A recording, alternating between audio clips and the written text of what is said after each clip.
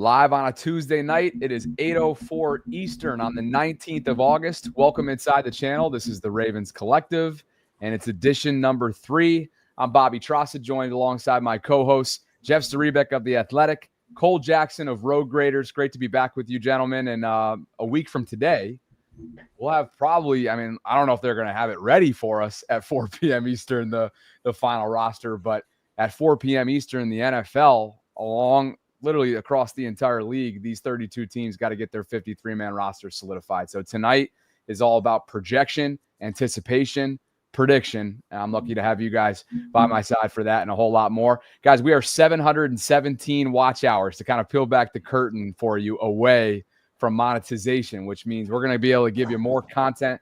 We're going to be more consistent because of it. So thank you for all your support so far through the first couple weeks. On your way in, like the video, subscribe if you haven't already done so, hit that notification bell, and maybe, just maybe, a week from today, celebrating the rosters and whatnot, we will have hit monetization through 3 weeks, which I think is a pretty darn good accomplishment. But great to be back with you guys. Cole had the novel idea to start with a little something fun to loosen us all up, and that was comments made on Saturday's broadcast from Rod Woodson, Ravens Hall of Famer, of course, who had this to say, and we'll cut to Twitter just to kind of kick things off, guys, and feel free to chime in. Cole, why don't we begin with you? Chris Cooper, who's a great follow out there on Ravens Twitter, tweeted it out that he heard on the broadcast that Rod said that Lamar couldn't beat the 2000 Ravens defense. Now, this just isn't any defense. We all know that defense, maybe the greatest of all time, a championship winning group, and one that, of course, Rod Woodson was a part of.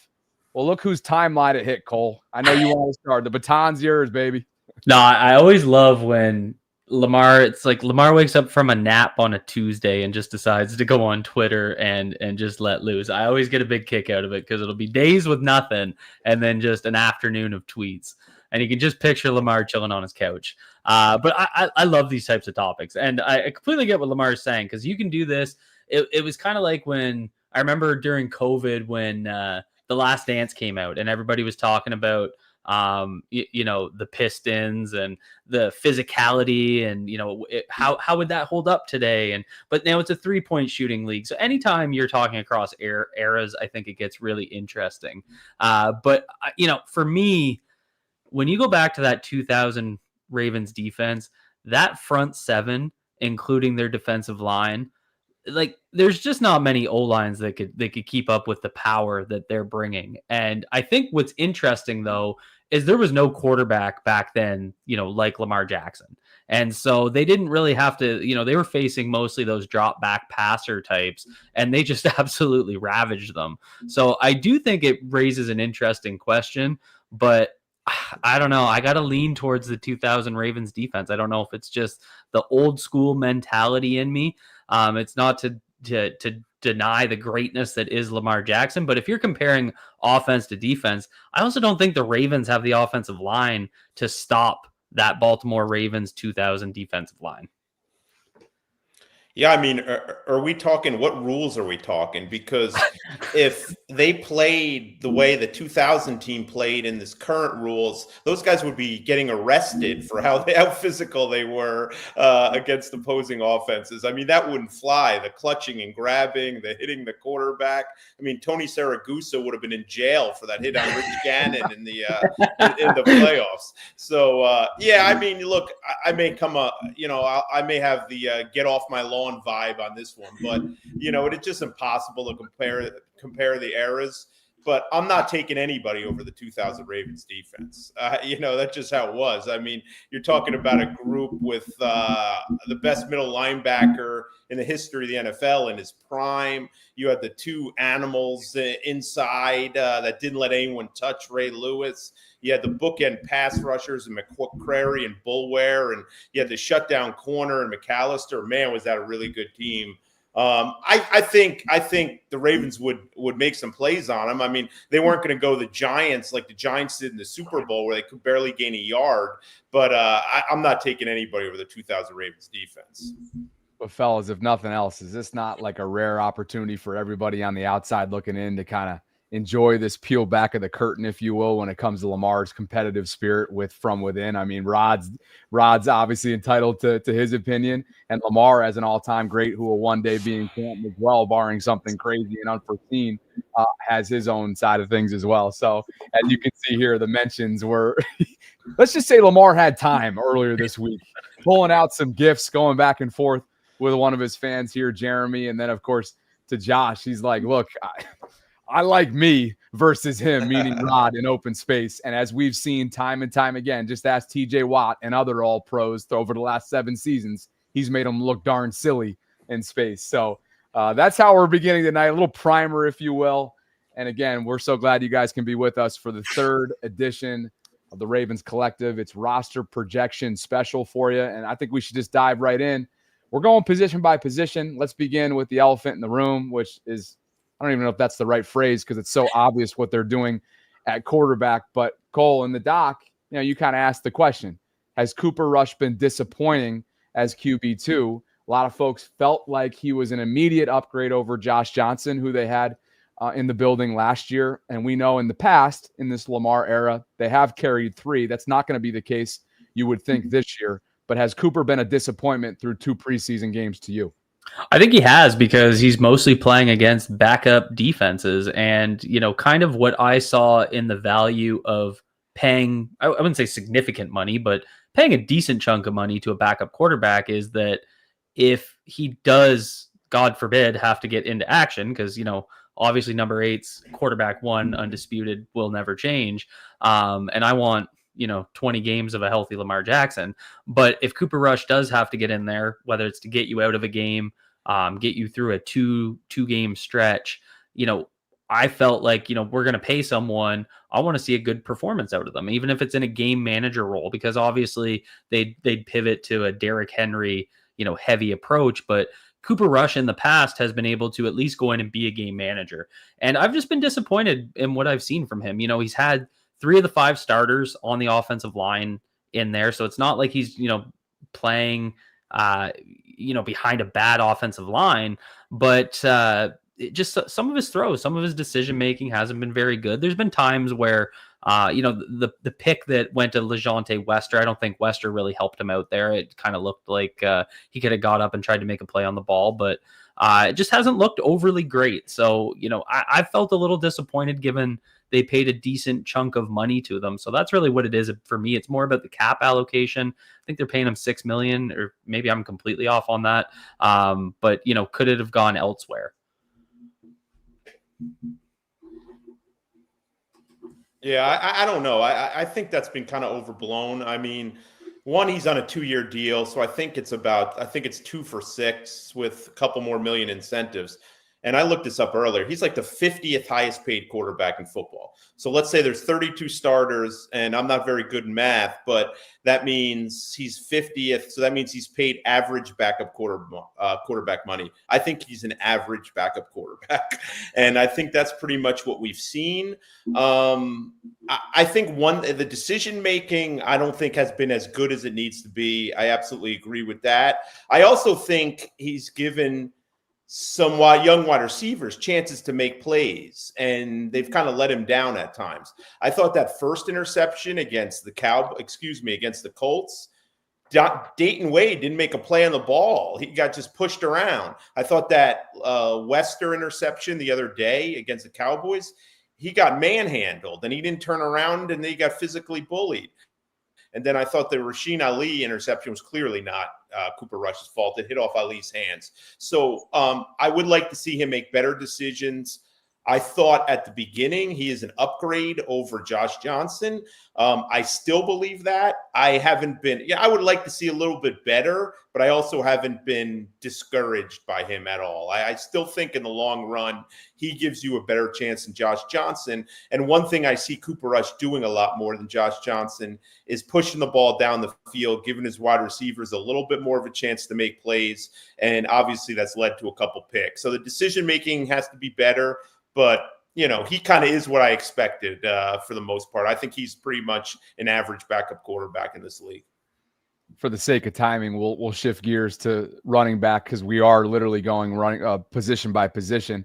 And you might be sitting out there thinking, right, as a viewer, like, well, why are we even talking about running back? Well, did you hear John Harbaugh's comments within the last day or so, entertaining the idea of keeping 4? We know who the locks are: Derrick Henry, Justice Hill, and of course Keaton Mitchell, who is back, who's seemingly back, even though he is banged up at the moment. Jeff, I'll swing it back to you order-wise here. You had some comments pre-show. Rasheen Ali is the second-year player, the former fifth-round pick out of Marshall, if I'm not mistaken. Do you see him making this team from a special team standpoint? Would he be your primary kickoff return guy? What do you think they see in him so far through a couple weeks? Yeah, I think he would be their number 4 if they take 4. I think Rasheen Ali's had a solid camp. Not been entirely clean. We've seen some, we saw the drop that led to the interception. I know there's some question with blitz pickup, but I think overall he's in the plus category when you talk about performance in camp. And a big thing for him is staying healthy, because we never saw him healthy as a rookie. And we all saw in the beginning of last year some of the number 3 running backs they rolled out when Keaton Mitchell, like John Kelly, I think Chris Collier was in that group. There's a couple more. So I have no problem if they keep 4, and I think a big part of it is Keaton Mitchell has been banged up. It's not just the knee, he's had the hamstring, and he returned to practice this week, which is a very positive sign. But he's not 100% yet. So I think, Ali would be a little bit of insurance.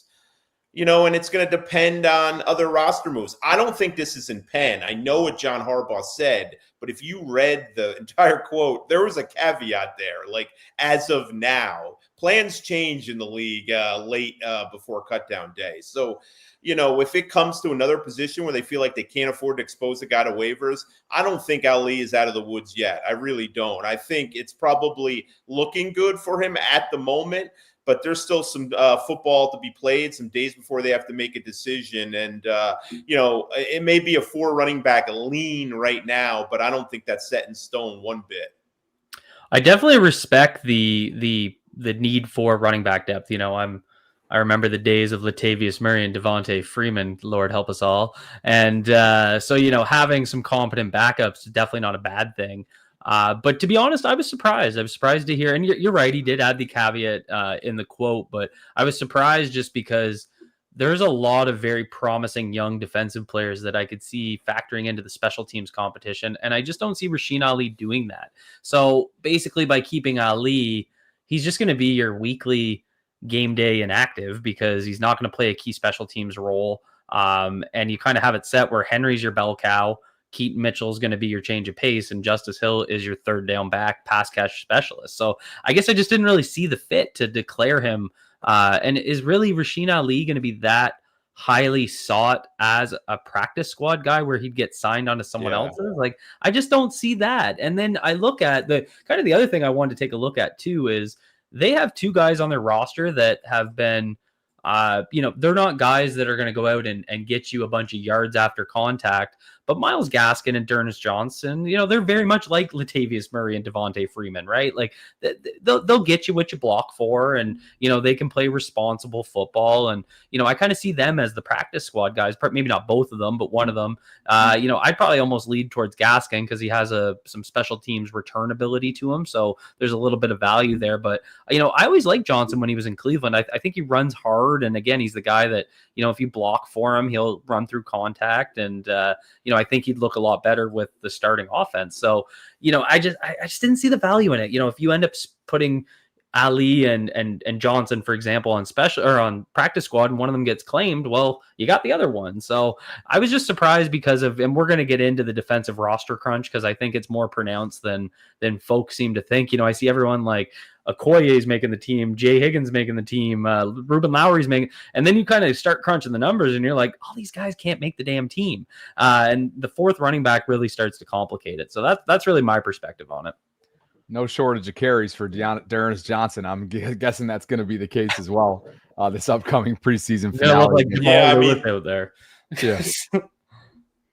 Yeah, Bobby, real quick. Every team in football has a running back that they want to keep, but they pass their waivers. Like, it just, every year there's an extra guy, and running backs, the supply far equals the demand. Far exceeds the demand. So I would be surprised if any of their running backs got claimed.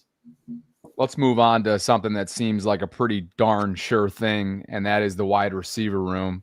Cole, we'll throw it back to you in just a second, but I think we all feel pretty good about, a 6 wide receiver position room this upcoming season, and it's pretty obvious, right? It's Zay Flowers, it's Rashad Bateman, both of whom are playing complementary football with one another, and maybe they both flirt with 4-figure receiving yard seasons, both of them, instead of just Zay and Bateman being north of 700 as they were last year. After that, it's Deandre Hopkins, the acquisition in free agency, of course, D-Hop, Lamar, and Derek, the long-awaited trio that I know a lot of you have been anticipating over the years, or maybe you never anticipated that. You never thought it would actually come to fruition, but it has.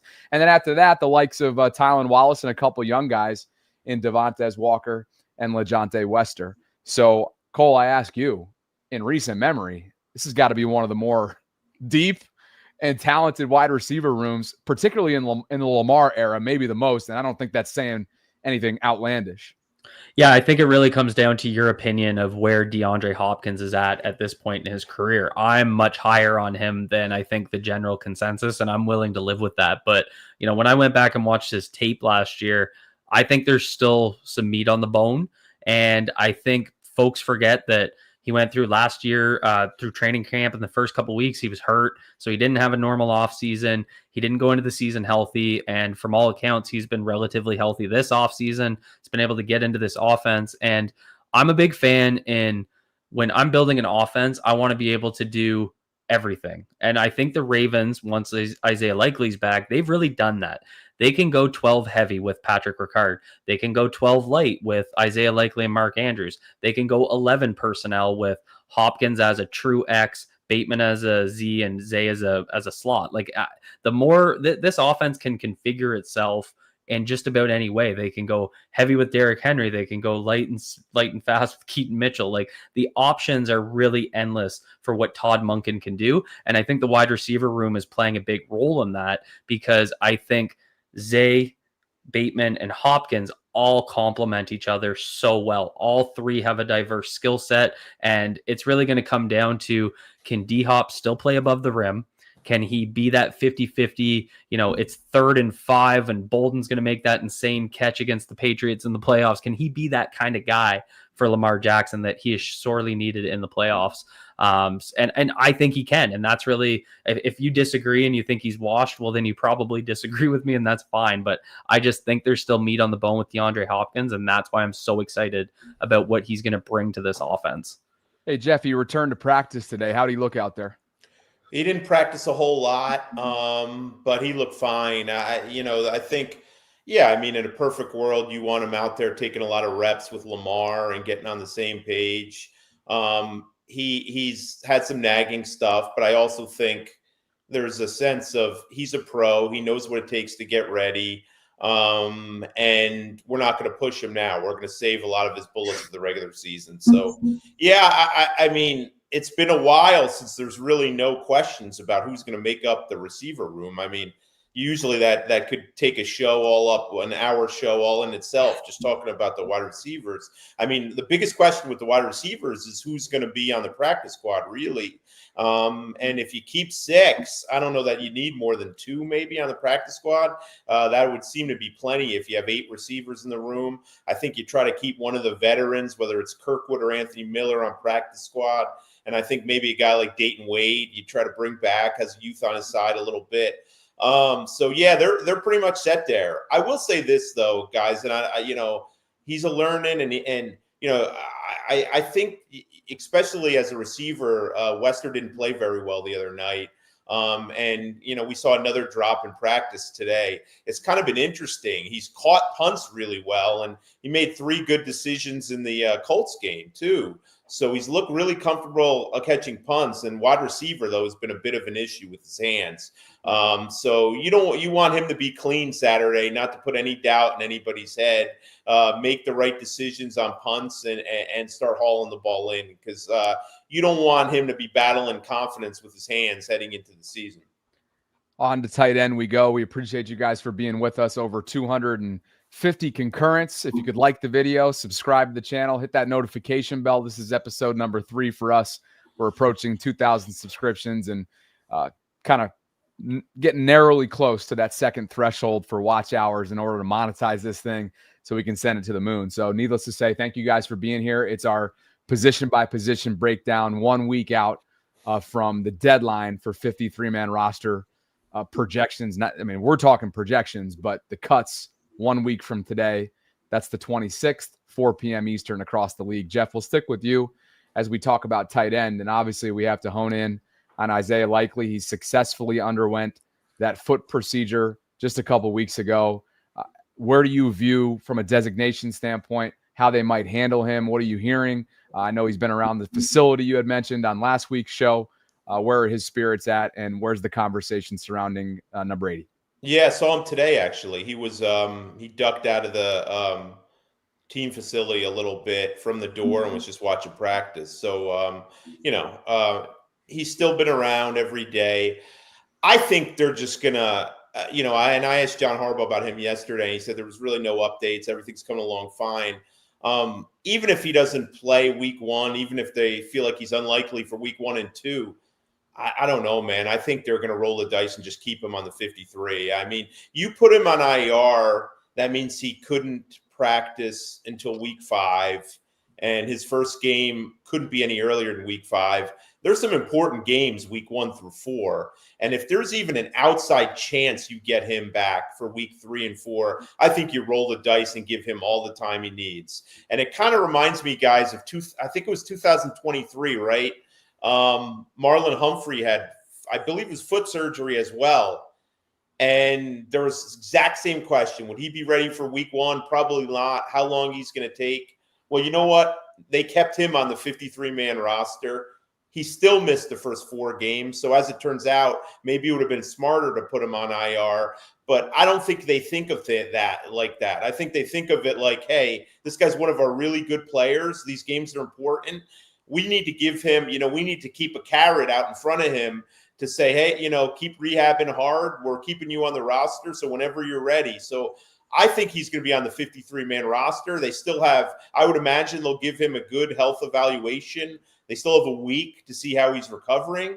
And they'll make a decision there. But even if it looks like he could be back in mid-September, by week 3, maybe, I think you got to roll the dice and say, look, we're rolling with this guy.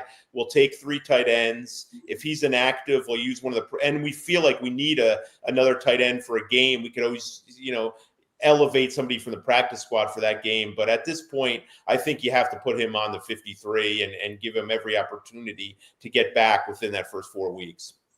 Yeah, and there's really no tight end on, and we've kind of seen it in the past, right? You remember Vovolek was making plays in the preseason. He's still around, right? Yeah, and there was a guy a few years ago, and I can't remember his name, and I just remember him lighting up the preseason. This was like, I think before, might have been like 2016, and he was just really good. A lot of people thought he'd make the team. I keep scrolling. I can't find it. Anyway, it doesn't matter. But we've had guys flash in the past at tight end, and that hasn't really happened this preseason. And so, as I've been trying to play around with 53-man roster projections, I keep I put Ricard with my tight ends, and I have the 3 without Likely. Andrews, Kolar, Ricard. Who else am I adding? So really, it's not like someone's pushing him out of the picture. Not that anyone would push Isaiah Likely out of the picture, especially a UDFA, but there's not someone out there that, could be that special teamer that could, eat a couple snaps. So, I prefer exactly what you're talking about to, have the chance to bring him back. And you're right. Like, this September schedule is a gauntlet, and, there's going to be a lot of emotion in that Cleveland Browns game in week 2. I know it's the Browns, but you don't think the Browns are going to be chomping at the bit to ruin the 30th anniversary of Cleveland leaving the city to come to Baltimore? I know that those guys weren't around 30 years ago, but I think that organization is going to be chomping at the bit to spoil that 30th anniversary celebration. So every game in September is going to be a tough one, and Cleveland always steals one from Baltimore. So, naturally, of course, it's going to be that tough game. So, I think they want that opportunity to get him back. And like I said, it's all about the more you can do, the better. And Isaiah Likely and their 12 personnel, as much as I like Charlie Kolar, they're a lot better with Isaiah Likely on the field. Simple as that. By the way, you guys, I actually got some messages on social media from Browns fans talking about what a slap in the face that is, that they're celebrating their 30th anniversary with the Browns in town. And given the history in Cleveland, it's the first home game. That's why they're celebrating the 30th anniversary. This is their 30th anniversary season. So you celebrate it during your home openers. It's not brain surgery here. I don't think there's any attempt to rub it in anybody's nose. It's just, that's the opener. So that's when I just want to celebrate pretend it is simple. So that we can have the pettiness, though. Well, you got Joe Flacco. That's all we need. I mean, that game, the storylines are going to write themselves that game. That should be fun. And of course, the other one when you're celebrating a past Super Bowl title is against Pittsburgh, December 7th, week 14. Yeah. It's got to be. Yeah, absolutely.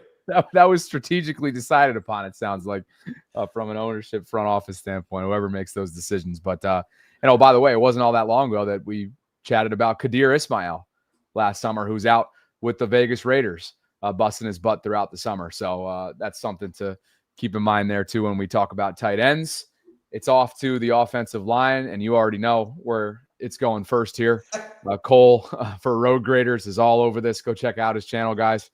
All kinds of film analysis, and he specializes in offensive line breakdown. So as we learned today, this is the elephant in the room, that we have known the projected starting offensive line pretty much all offseason long, particularly when they extended Ronnie Stanley, who's going to be here for the foreseeable future. He has successfully rebuilt himself.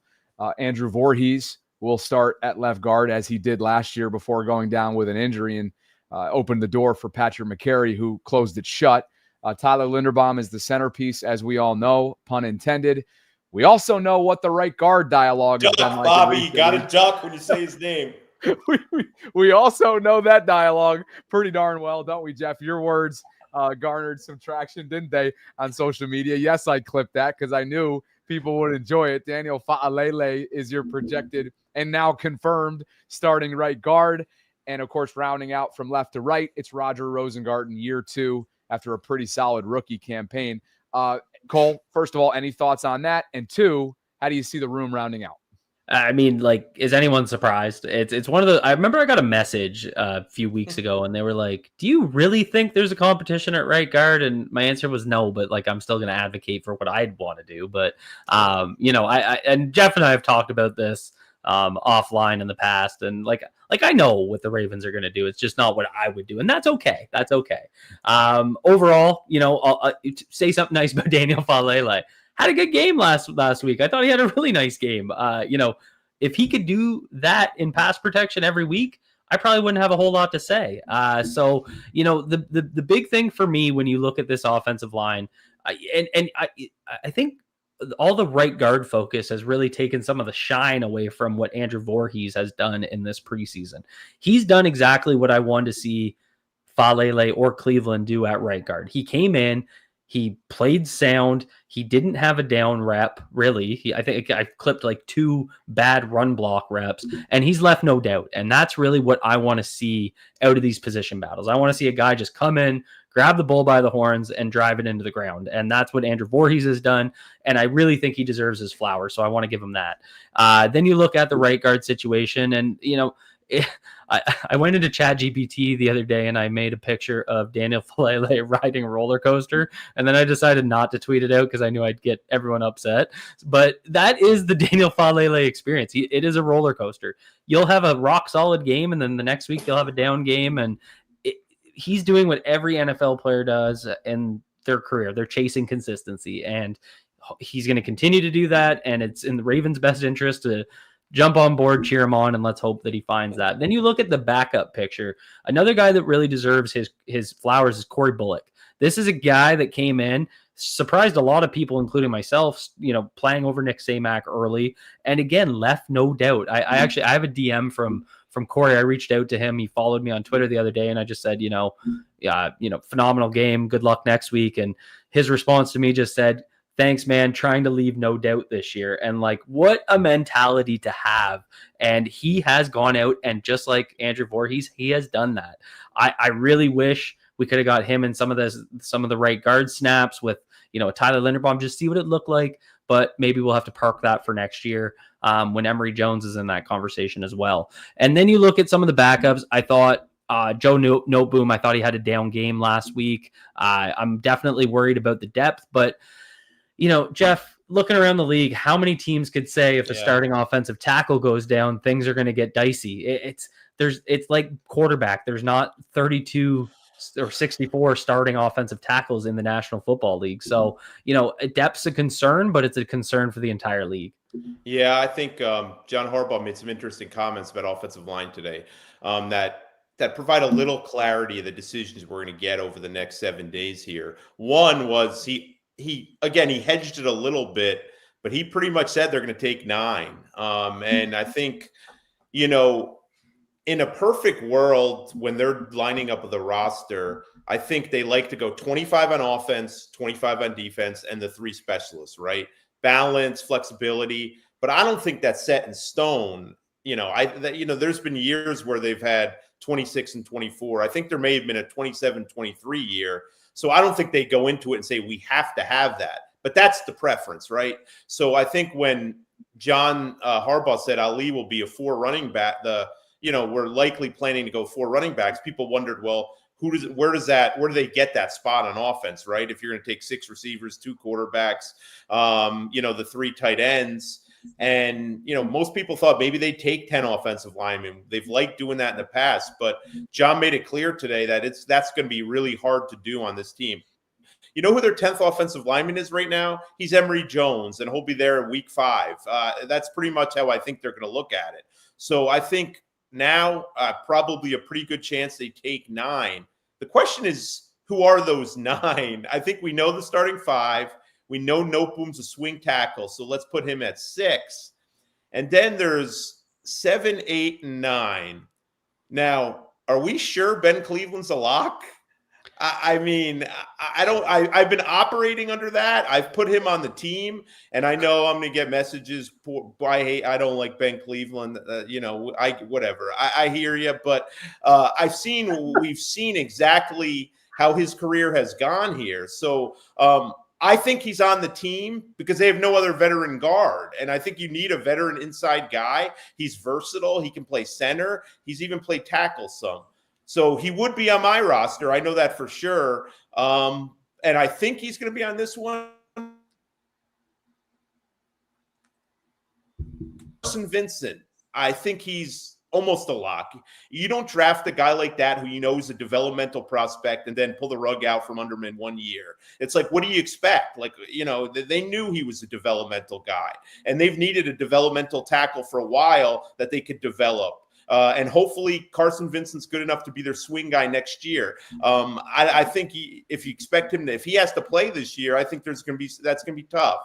But so I would assume Cleveland, Noteboom 6 and Cleveland 7, Vincent's 8, and probably Bullock. He's done more than enough to earn this job is 9, but that leaves out Dellinger and that leaves out Samac. So John mentioned they need to find their 9th offensive lineman, who that guy is going to be today. So that tells me they've settled on 8, and who's the 9? I would have to think it's the 4, Noteboom. Noteboom, Vincent, Cleveland, and Bullock. But hey, we've been surprised before there. I mean, I talked to some people in the organization that has really liked, Dellinger, that they like him and they feel like, ultimately he's going to be a pretty solid guy in there. And obviously Samac is a relatively recent draft pick. So, my guess is it's those 9, but if there's a surprise on this team, it wouldn't, I think it may be along the offensive line and who's that 9th guy. Yeah, I think that's really well summarized because it really comes down to when you look at the picture, quite literally the picture on our screen right now, it really comes down to a battle between Dellinger and Cleveland. And it kind of puts 2 organizational philosophies versus one another. And what I mean by that is They want to have experience and versatility. And I think Ben Cleveland's checked that box in the past where, he's kicked out to right tackle and competed well there. He's played center and he competed there. And I thought he did quite well when he was put in those situations. He's played left guard and right guard. I don't think you want him playing tackle, but theoretically speaking, he can play multiple positions across the O-line. But then Dellinger on the flip side, sure, he was a 7th round pick, but they usually keep their draft picks at least 1 year. So that's what I mean by the two organizational philosophies. You have the versatility piece versus the youth piece. And I'm just not sure which direction they're going to go in. At the same time, is Dellinger really going to be that coveted that he'd get poached off a practice squad? Yeah. Hard to say. So I personally think they'll go with Ben Cleveland.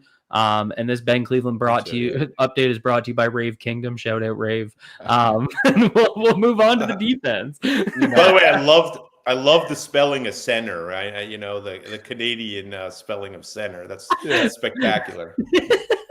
There are certain words, Cole, that definitely pop off on your social media, like favorite.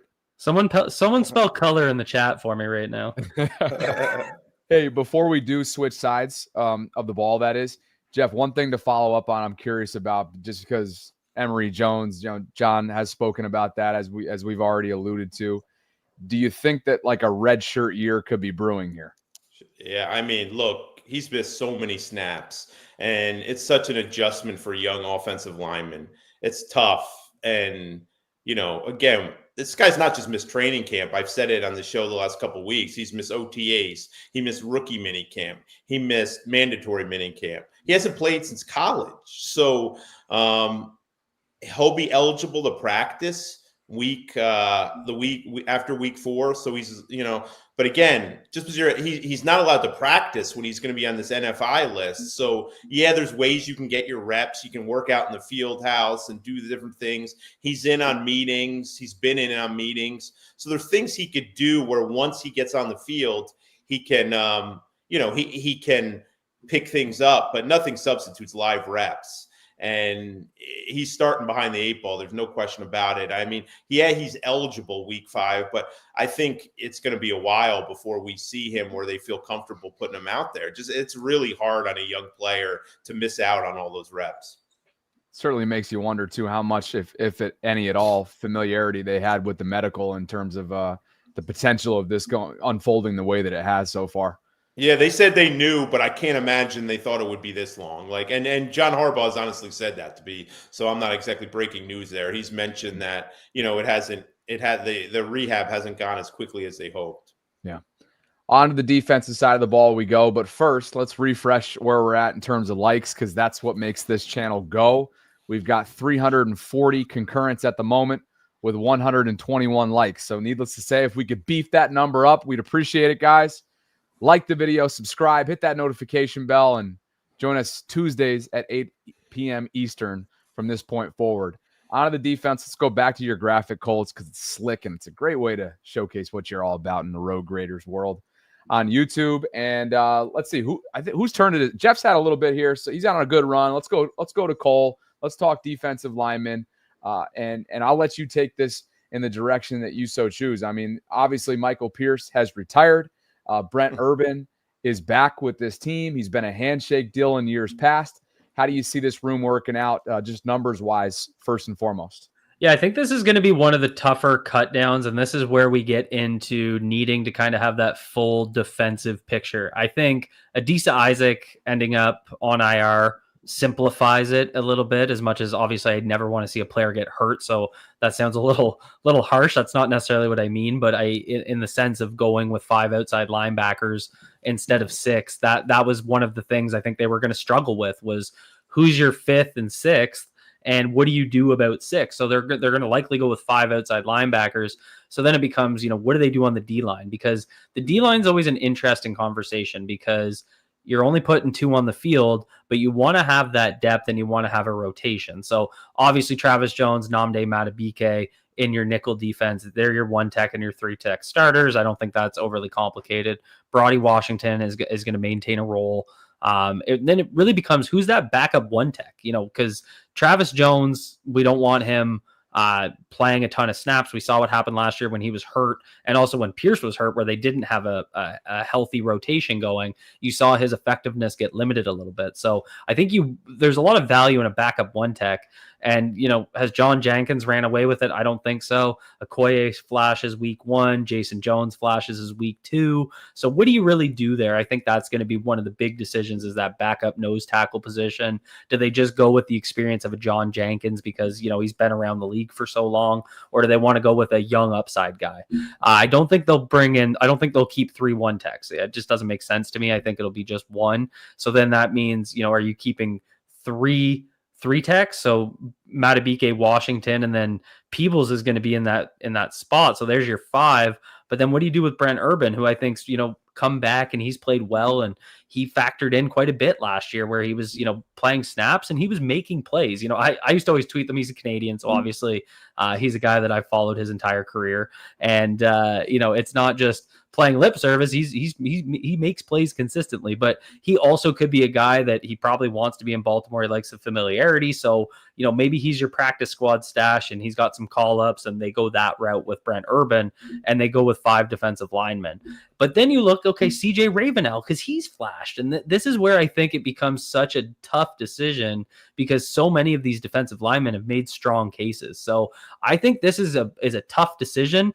But ultimately, and we'll kind of get there in a minute when we talk about inside linebackers, corner, and safety, I think they have to go 5 defensive linemen, and it's going to make one of those difficult cuts.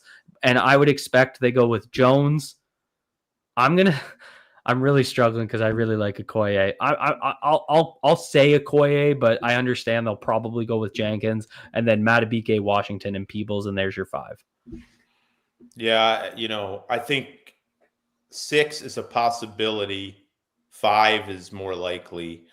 And, a couple things at play here. One, I think this has been the best performing position group in camp this year. Okoye is a young guy who they didn't know much about. It's probably been a revelation this summer. But a lot to learn. He's still raw in a lot of ways. And I think he's the ideal guy you'd like to get on the practice squad, because I think with another offseason and a year in the program, I think he could be a legitimate piece for you next year. But, if somebody else likes him, interior defensive line is probably the position I would not be surprised if someone poached somebody off waivers from the Ravens and they didn't get a guy. So I feel like they have 8 guys who can make a case to be on this team and who kind of deserve it. Obviously, Travis Jones, Matabike, Broderick Washington, and Jenkins has been fine. He's been what they expected him to be, and that's 4. And Peebles is going to be on there. That's 5. What Brent Urban does, and he still looks the part. He still does what he's asked, and he's a well-respected guy in that locker room who's sort of a wise voice in that locker room that they like to have around. And Ravenel, for 2 straight summers, has impressed me a lot. I think he's an NFL player, and by that I mean a 53-man player. Works hard, plays hard, can get some penetration. But I just don't know where the spot is for him. And then I would say Okoye is the other guy. So the other point on this, guys, I think is we know the Ravens love roster gymnastics. They love to, is this a spot where they just go 4 and they say to John Jenkins, look, we'll keep you. We're going to, he's a vested veteran, so he's not eligible to the waiver process. So look, we're going to release you, but we want to re-sign you for the practice squad. We'll elevate you the first couple of weeks as our 5th defensive lineman, and then we'll add you to the practice squad. We'll add you to the active roster later in September when the roster picture is more clear. Because when a veteran like that is on the roster week 1, his salary is guaranteed all year. So we've seen Ravens in the past release some of these vested veterans and not have them on the roster in week 1, and then bring them back on the practice squad and ultimately add them a couple weeks in the season. So if there's an area where there's roster gymnastics, I think it will be here. I could definitely see that. But on the surface right now, I think the 5 are, Matabike, Washington, Travis Jones, Peebles and John Jenkins. But I think Jenkins is a guy to look out for if they do one of these handshake deals. And I also think, this could be an area where if they feel like, you know what, we don't need 4 running backs. We're fine with Keaton Mitchell. He looks good over the last week. Let's take a 6th defensive lineman and let it be a young guy who will not get poached. So we will make sure we get at least one of these guys in the roster and not expose them to waivers. And quickly, Jeff, just the Brent Urban discussion. Yeah. Is he sort of the type of guy where game day elevation, it's that point in the career, he's already been doing that a little bit here and there in recent seasons. Where does that factor in? I mean, look, Brent Urban's a total pro. He's done it before where he's done the team a favor and he's sort of gotten released. I think he's gotten released on cutdown day 2 straight years. That's right. And then signed 48 hours later with the team. And he jokes that he loves it. He gets a couple of days off from practice and he can go home. A good Canadian lad, eh? Yeah. He's got a beautiful family. He can spend some time with his family and he comes back ready to go. So, yeah, I mean, look, Brent Urban signed in mid-July. So I think not mid-July, well past mid-July. He was an in-camp guy. He wasn't there the first day. I think he probably knew the dynamic and knew where things were on the roster. And I'd have to imagine the conversation's been had with him at some point. Look, if we don't have space, would you be willing to come back? And we see as being on this team, just perhaps not for week 1 or week 2. All right, there you have it. Defensive lineman. Let's shift gears here to linebacker. And as Cole has on this graphic, we'll kind of steer in the right direction between Mike and Will. And maybe we begin with, I know you probably want to talk about Jay Higgins, Cole, and his path to making this 53-man roster. He's the undrafted rookie out of Iowa. He's been balling out. The tape bears that out for sure. But we should probably start with Jake Hummel, don't you think? Because if you go back to March, you let Chris Board walk, you let Malik Harrison walk, and you signed Jake Hummel pretty early on in the process from the Rams to be sort of your ace and maybe a rotational guy inside.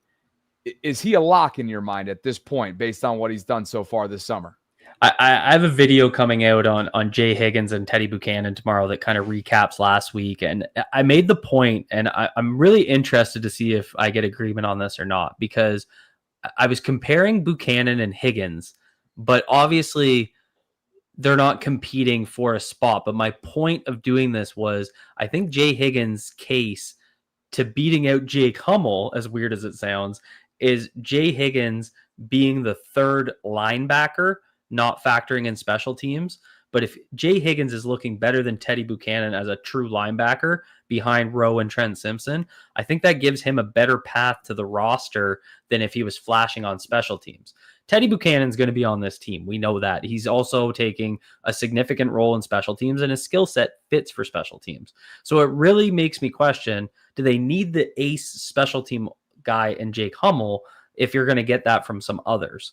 So it's one of those complicated kind of roster questions, because my point of it has been, if I look at pure performing linebackers, Jay Higgins has played better than Teddy Buchanan. And I will factor in that it's been against different competition. It's been Teddy playing first, second quarter, Jay coming in the second half against lesser competition. But in terms of physicality, the way he's engaged in the run game, he had a forced fumble last week, an interception the week before. So he's been a playmaker. I think Jay Higgins has looked like your 3rd best linebacker on this team. I don't know how you keep him off the roster. And so the trade-off would be letting go of the special team ace. I personally, and we'll talk about it here in a minute with corner and safety, I think you can live with that because I think you have some other guys that can take on those special team roles. But that's not denying Jake Hummel's special teams ability. That's what he was signed for. And that's why I think it's going to be such a difficult decision.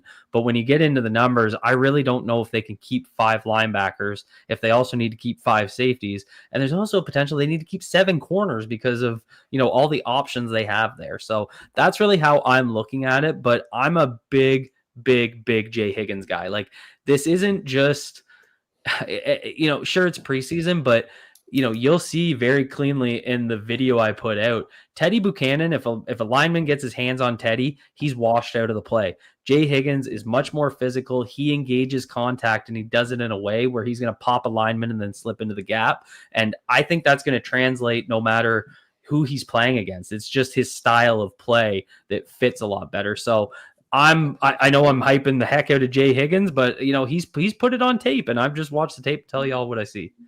You know what's amazing, guys, that we've gone this far and we haven't talked about special teams impact on the roster. I mean, until this question, and that fifth linebacker spot, if they keep 5, the fourth linebacker spot is a special team spot. The fifth linebacker spot's a special team spot as well.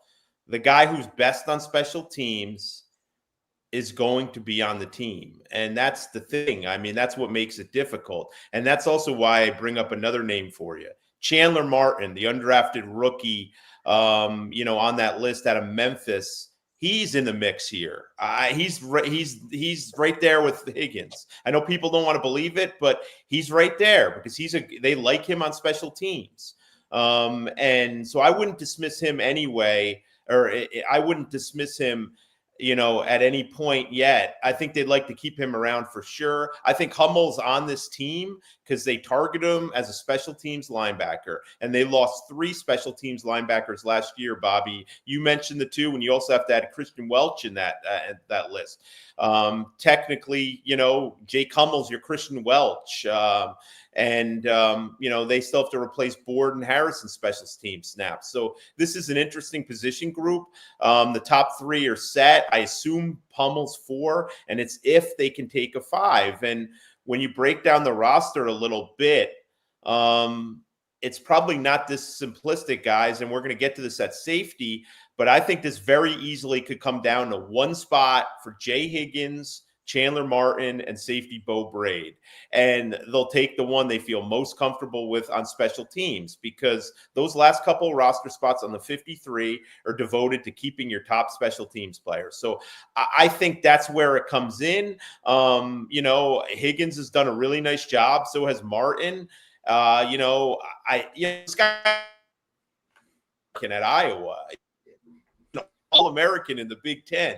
He's not sneaking up on anyone, Jay Higgins. People know who he is. So obviously, if he's on the waiver wire, people look at his film and do this and that. So sure, it's a risk you lose him. But as I said, I think they like the other undrafted rookie too. So they'd be comfortable getting one of those guys back and feeling good about it. And the last point I'll make on this, guys, to move things along, you look at their other position groups, and there's just not a lot of special teams guys on it. Like, you look at wide receivers, you have one guy who's going to play special teams in your wide receiver group. Now, Wester will return punts, but he's not running down covering kickoffs or punts. You have Tylan Wallace. That's it. Outside linebacker, Tavius Robinson's the only one of the whole group that really plays special teams. You need special teams guys, and I think people are going to struggle to accept that, but every team does it, and I think that spot is going to be heavily influenced by who they like best on special teams. And frankly, I've been watching this team every day for the last month and a half, or it feels like 6 months, but however long training camp's going on, I couldn't tell you who's better than Chandler Martin and Jay Higgins. That's really that I don't know enough about the intricacies of it and all to determine that. But I think it's going to come down there between those two and Bo Braid at who they feel most comfortable with on special teams. The way you just put that, is there a more enticing position group? Really, the entire roster wide, that's going to be a hell of a shake down the stretch. And you're not kidding about Jay Higgins. How about the resume? Big Ten linebacker of the year, you mentioned, Jeff, last year. Unanimous All-American, then a first-team All-Big Ten selection in 23 and 24. They've gone to the Iowa well before. We'll see if they choose to do it. And you're missing the most important one. He's also the 3rd best inside linebacker on the Baltimore Ravens right now. You made that clear. You have made that clear. I got to make my case. You have made that clear. Let's shift gears. We're heading to the secondary in just a moment. But first, outside backer, we learned recently this week that Adisa Isaac, the second-year player out of Penn State, is likely going to begin the season on IR. That dislocated elbow turned into, after further review, ligament damage. That's a problem for him. What a bummer. Hamstring really set him back his rookie season, and now the elbow comes back to bite him right before his second season. So we know that from a roster standpoint. That lead, and I believe, Jeff, I saw a tweet that Malik Ham got nicked up today. So why don't I throw it back to you? Your thoughts on the room, where David Ajabo factors in. Does he have more to prove coming up this upcoming weekend? And we obviously know the locks in this room too, if you want to throw those out there. Yeah, sure. I think that was one of the biggest questions heading into cutdown day. Do they keep 6? And if they don't, what happens to David Ajabo? But that, unfortunately for Idisa Isaac, now you're talking about a second straight potentially lost year for third-round pick. And, that's just tough. And he does it either, I forgot what it was, a punt. It was either covering a punt or a kickoff, which he was going to need to do as the 5th outside linebacker. It helps when you play special teams. So we're back to that. But, yeah, it's a shame. He's at least not going to be out. Probably, will be out till midseason at the very least. But that creates another spot. And I don't think they want to quit David Ajabo until they actually have to. And they love the kid. They still have hope that the occasional flashes will become more consistent. I would imagine he's going to play a ton on Saturday against the Commanders. And that room, I would be surprised that, if they go 4, I think it's 5. I think Ajabo is in the 5th spot behind, Van Noy, Owe, Tavius Robinson and Mike Green. So I think that's your 5. And the Idisa Isaac the injury, unfortunately, answered a major roster question for them. Yeah, I don't want to waste time on it. I think this one's pretty wrapped up. So I'm keeping an eye on time. Beautiful. Yeah, no. And then that kind of brings us to the secondary and the note that you alluded to, a little while ago. There's obviously been, already this room has been depleted based on what they did in April. They lose Robert Longerbeam, as we discussed last week. They lose, who I saw just on Instagram today, had successful surgery. They lose Bilal Kone. We know safety Ardarius Washington tore his Achilles in a conditioning session earlier this offseason. So, Cole, why don't you just expand on what you mentioned earlier on that you were teasing about 7? Yeah, I think when you try and break it down to pick the numbers, it gets really tough because, Keon Martin plays an important role in the sense that he's a slot guy, right? So he's kind of your backup to Marlon Humphrey. And, I tweeted earlier, but how much does he look like? Oh my God, who's the guy? Who's their slot corner from 2 years ago? Arthur Millette. Jesus, sorry. How much does he look like Arthur Millette with his ability off the edge? So I think, he played early in the game, which I think is always very noticeable. He was kind of the starter at the nickel, obviously with Marlon Humphrey not playing. So I have to assume he has a role in this defense, and being that kind of first up as the backup nickel, I think it's a big role. So then it comes down to, you got your 4 and Wiggins, Awuzie, Jar Alexander, and TJ Tampa. Who am I missing? Armour Davis. The fourth was Marlon. Sorry. Then it comes down to Jad versus TJ Tampa, because that would be your 6-7, right? And I don't think either have really shown anything to not make this roster. So it just becomes who comes off to go on. Is there an injury that happens that takes care of it for you? But I don't know who they take off to go with 6. So that's really where I'm struggling. It became a lot clearer when Cone and Longerbeam got hurt. Obviously, again, we don't want to see anyone getting hurt, but it kind of cleared that up a little bit. But I see 7 guys worthy of a roster spot, and it's hard to justify cutting any of them. If I'm to pick one, it'd probably be Jalen Armour-Davis, just because of his injury history. But I also think he's played quite well when he's been in this preseason. So, I'm not cutting him on performance. Like that's where I'm struggling. Yeah, I don't think they're taking at least 6, and the question is, do they take 7? And Martin, I think, would be that 7th. It's kind of remarkable that everybody, we're all talking, and I wrote it quite a bit, that it was going to be very hard for an undrafted free agent to make this roster. There's a decent chance that 3 are on a defense alone, that they could get 3 undrafted rookies on. I think between Keon Martin, Ruben Lowry, Higgins, and Chandler Martin, the inside linebacker, I think 2 of those probably make it on, and possibly 3 do. So it's just unbelievable. Guys, I think if you have room for 7, I think you need to find them. I mean, I was at practice yesterday, and Jair Alexander hasn't practiced since August 9th. And while they think he's going to be okay, this is a guy the injuries have been constant for him. So I think that's why he was available. That's why you got him for as cheap as you did. Uwuze, another guy who hasn't been able to stay healthy, was watching practice in street clothes today and wasn't out there yesterday. Higgins wasn't taking reps because he was a little banged up. Jalen Armour-Davis was sick. Now, it's just too many guys, man. I mean, that's a position they have such a hard time keeping guys healthy. Tampa was a little banged up in today's practice. So it's been the one position that guys have kind of been coming and going all summer. I think, your 6 are Marlon Humphrey, Higgins, Alexander, Uwuze, Armour-Davis, and Tampa. And I think there's a decent chance that they take 7 and Keon Martin makes the team. But I don't see any way. It would be almost really difficult to take 7 corners and then turn around and take 5 safeties as well. So you may have to make a decision between the 7th corner being Martin and then that 5th safety likely being Braid. Those are going to be those guys in that discussion if you go 11 DBs or 12. Yeah, and one thing, the graphic is wrong. I'm missing. I tried to add in Washington and make him red so that he was still factored in there, but I forgot to add Lowry back. So Ruben Lowry is not currently in the graphic if you guys are watching on YouTube, but he should be. So that's just a mistake by me. But I think, Lowry showed that he's basically the backup free safety to Starks, I think. And then Hamilton and Kane again being a key special teamer is really kind of getting that role. The thing that's interesting about Beau Braid, though, is his skill set. I find no one's going to replicate Kyle Hamilton, but his ability to move around the defense.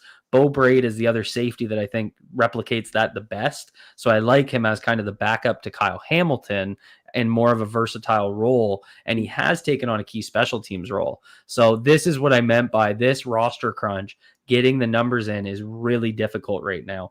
And I just don't I don't want to see Beau Braid not on the team. I think that would really stink to not have him on here, but I don't know who you cut. This is the decision between Martin and Braid. It feels like a really real one. And, I haven't really seen Braid's not done anything wrong on film. So I'm not criticizing him from that perspective. There's never been a moment where I'm like, Braid's killing us. But it just comes down to keeping depth at the corner position that I think needs to be a priority with the injuries, or the injury prone guys that Jay-Z, laid out there. So I think this cut in the DB room, when you look at it as a whole, is going to be very difficult for the Ravens to make. Jeff, you think Beau, based on what he did last year, I mean, how much does that factor in? Where do you see him in this final crunch? Yeah, I mean, look, I think from a pure safety perspective, I think Lowry's probably past him, right, as the number 4 safety, and with Kane being the number 3. We've seen Beau play nickel a little bit, Beau Braid being used in the nickel, which is probably advantageous because I think he's better near the line of scrimmage. But it's always ominous when you see a player who you expected to be on the team playing in the last 10 snaps of a preseason game. I mean, for a guy you expected to be on there, he's not a veteran, he's in his second year, but he's a returning player, to be out there for the last 10 snaps on defense. That's when you start asking some questions. Look, he's obviously not a lock if he's playing at that point. So you're sick of hearing it, but special teams, man. And ultimately, I think Beau Braid is one of their better special teams players, and that should get him on the roster. But, that also means likely losing one of those undrafted free agents, whether you're talking about, Higgins or Keon Martin. And, it wouldn't shock me if they prioritize one of those guys over him. I don't know. But he's been on special teams, the first team special teams all off season, all the practices. So that's going to ultimately get him on the team, I would think. But he's in a dogfight at the moment. As this entire final crunch will be the 26th, a week from today, 4 p.m. Eastern, for those of you asking in the chat, is the deadline for NFL rosters to be trimmed from 90 to 53. And before we jump here too, I mean, the Jair Alexander conversation, Jeff, as you noted, is garnering a whole lot of reaction just because of his history, which is also something that you mentioned. August 9th feels significant, like you said, since the last time he practiced. It's also important to remember that he's less than a year removed from the PCL tear. January, he had his knee drained the first week of camp. Harbaugh's being super vague about what it is right now. The same could be said for Deandre Hopkins, that he was vague on him, but as you mentioned earlier on, he returned to practice today. And when you look at that injury history over the last 4 years, just 32 games played for Jair. Now, he's not being compensated to come in and essentially light the world up. But for him, looking at this from a personal standpoint, he's going to want to put film on to take one more bite at the apple, you would think, this time next year. Yeah, I would have, and I think you would have liked to see Awuzie and, Awuzie and Alexander maybe get some snaps in a special teams game, not special teams, in a preseason game here. They have not played a lot of football. Like, I think, 7 games or fewer in 3 of the last 4 years for Jair, or it's similar for Awuzie. They just haven't been on the field a lot, and I think let's be clear. The Ravens knew what they're getting here. They knew it was going to be a challenge, both health-wise. That's one of the reasons they got both of them. Like, you hope that you could piece together both of those guys and have them available as often enough. But you almost needed another guy in place of Awuzie if he can't stay healthy. And we know Armour Davis' history staying healthy, and TJ Tampa was not healthy last year. So there's a lot of injury questions. That's going to be the position to watch when it comes to injuries. And I don't think anybody's shocked that Alexander's had to miss some practice time. I mean, this is why they got him at the price you got him for. This is why he was available by the Packers, despite the fact that they didn't have a ton of quality cornerbacks and they may have taken a financial loss on it. And if you follow the beat community over there, or the content community, or whatever it is that keeps popping up on my timeline in the Packers world, they're like, told you so far, But hey, again, it's very early, and this is not a surprise whatsoever, just to echo what you said there, Jeff. Hey, help me out here, guys, with the memory before we sign off.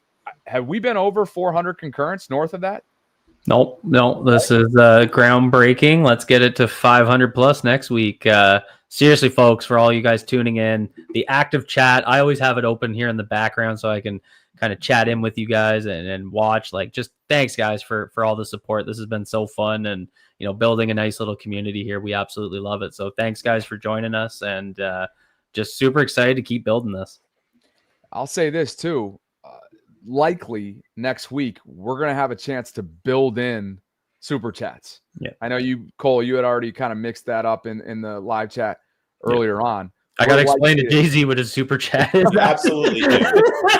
Oh, isn't it great when we're in the group chat? Jeeves what a super chat is. I love when we're in the group chat, right? We're going back and forth on back end business related items that Jeff obviously just he's not privy to them, right? Because you guys take care of that. That's why they pay you the big bucks. Jeff's just come here and talk. The safety is going to be. I'll come here and talk. Yeah, exactly. I'm going to keep pumping up Chandler Martin. Yeah, right. And Cole, you got Jay Higgins in the meantime, right? That's it. But no, in all seriousness, that will be fun to get more of an interactive feel, I think.